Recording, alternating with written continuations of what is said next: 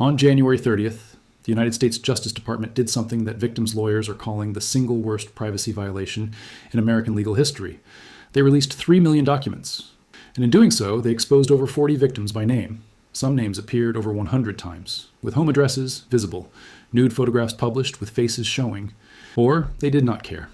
And now, while powerful men walk free, the women Epstein abused are being re-traumatized in public. For the next 5 minutes, I'm going to show you what the government was supposed to do, what they actually did, why victim advocates are demanding the entire website be taken down, and what this catastrophic failure reveals about who the system is actually designed to protect. This is not just about Jeffrey Epstein anymore. This is about what happens when the people responsible for justice care more about protecting power than protecting victims. Let me show you what was supposed to happen. The Epstein Files Transparency Act passed Congress with only one vote against it. Republicans and Democrats both wanted these files public because no politician wanted to look like they were protecting child predators.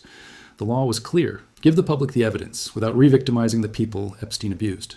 The Justice Department had weeks to do this. They hired over 500 attorneys. Lawyers representing survivors found victim names in documents that were supposed to be fully redacted. Not once, not twice, over 40 times. One victim's name appears 106 times in publicly accessible files. Another victim's address was published 14 times. The New York Times found nude photographs of young women with their faces completely visible. No black boxes. Just images that should have been protected uploaded to a public server where anyone in the world can download them. And when victims' attorneys discovered this and contacted the Justice Department, the response was not an apology. It was a statement saying the errors affected voters about 0.001% of all materials. As if the percentage matters when you are the victim whose life just got destroyed again. Now let me show you what they protected instead. While victim names and faces were left exposed, powerful men's identities were carefully hidden. One text conversation between Steve Bannon and Jeffrey Epstein shows a news article. In that article, there is a photograph. The faces of women in the photograph are fully visible, but one man's face has a black box over it. Someone at the Justice Department looked at that image and decided the president's face needed protection, but the women's faces did not. That was a choice, a deliberate editorial decision about who deserves privacy and who does not. And this pattern repeats throughout the files. Men's faces redacted, women's faces shown, victims named. The Deputy Attorney General defended this by saying they redacted every woman in images and videos except Ghislaine Maxwell. But that is provably false.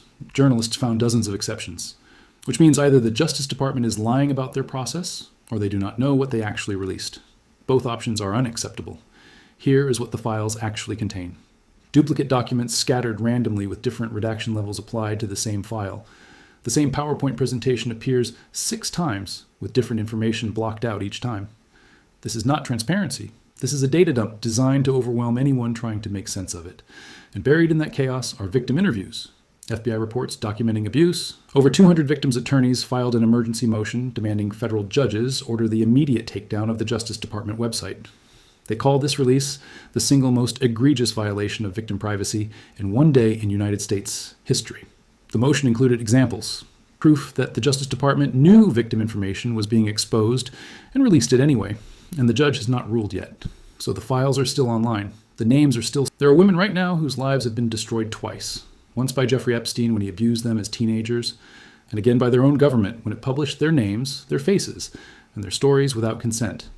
Some of these women spent years in therapy rebuilding their lives. Some changed their names. Some moved to different states to escape the stigma.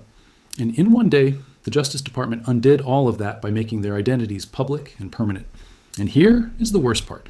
The people responsible for this will face no consequences. The 500 attorneys who failed to do their jobs will not be fired. The officials who approved the release will not be held accountable. The system that allowed this to happen will not be reformed. Because the system is working exactly as designed. It protects power, it sacrifices victims. That justice. Now let me show you what is still missing. The Justice Department says they released everything, but Congress says otherwise. The law required 6 million pages. The Justice Department released 3.5 million. That means 2.5 million pages are still hidden. And when members of Congress who reviewed the full unredacted files were asked what was in those missing pages, they said the Justice Department is protecting powerful men. Representative Ro Khanna, who wrote the law, they released victim identities while hiding evidence about powerful men. They claimed full compliance while withholding half the files. They called this transparency while creating a system so chaotic that finding truth requires expertise most people do not have. This is not incompetence. This is strategy. And the strategy is protection of power at the expense of victims. Here's what happens next.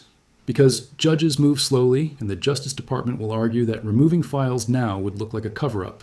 So the files stay online. Because this is not the story people want. People want to hear about billionaires and politicians. They want conspiracy theories about secret islands. They do not want to hear about bureaucratic failure that destroys lives. But here's what you need to understand. Every time the government fails victims this badly and faces no consequences, it sets a precedent. It tells future victims that coming forward means your identity will eventually be public. It tells lawyers that protecting clients means fighting your own government. It tells the powerful that the system will protect them even when evidence of their crimes becomes public. And it tells all of us that justice is not about truth. It is about who has enough power to control the narrative. First, remember the victims, not the powerful men, not the politicians scrambling to explain their connections. The women whose lives were destroyed twice. Their names are in those files. Their faces are in those images. And they did not choose any of this. The largest document release in modern American history was designed to protect the powerful and expose the vulnerable. That was the outcome. Whether it was, the intention does not matter. The result is what counts. And third, pay attention to what happens next. If no one is held accountable for this catastrophic failure, that tells you everything you need to know about which lives matter to the people in power. I will continue tracking this story as victims fight to have their information removed, as more files are potentially released, and as the system reveals whether accountability is even possible anymore. Share this with someone who cares about victims more than scandal, and I will see you in the next one.